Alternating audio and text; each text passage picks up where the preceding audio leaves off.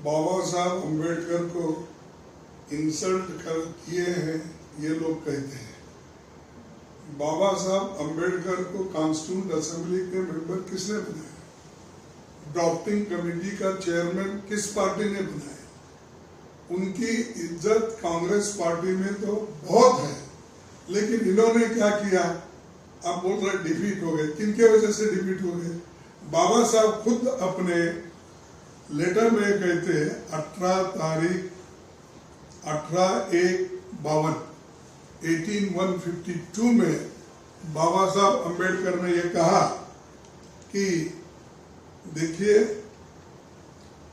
ये जो इनको हराया गया इसके बारे में वो बाबा साहब अम्बेडकर कहते हैं कि एक तो प्लॉट था डांगे का और दूसरा था to plot to defeat me was hatched by Dange and Savarkar who are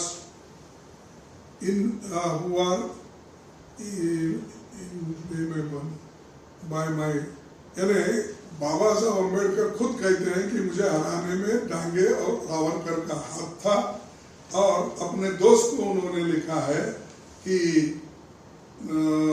इसमें ये सारी चीजें भी और एक संगोड़कर क्या कुछ नाम है उनका, तो उनको इन्होंने बाबा साहब अम्बेडकर ने कहा। तो इसमें ये तो हराने वाले लोग हैं हिंदू महासभा और कम्युनिस्ट पार्टी के डांगे, तो वो क्या चाहते थे कि दोनों मिलके जनरल सीट आए और रिजर्व सीट में बाबा साहब हारे। ये उनका मंशा था, इसीलिए हराने के लिए वो पूरी कोशिश करे। ये उनका हैंड राइटिंग है और वो हैंड राइटिंग से ही उन्होंने खत लिखकर अपने दोस्तों को क्लियर किया है। तो ये अगर है तो मोदी साहब इसको मंगा के पढ़े 18/1/1952।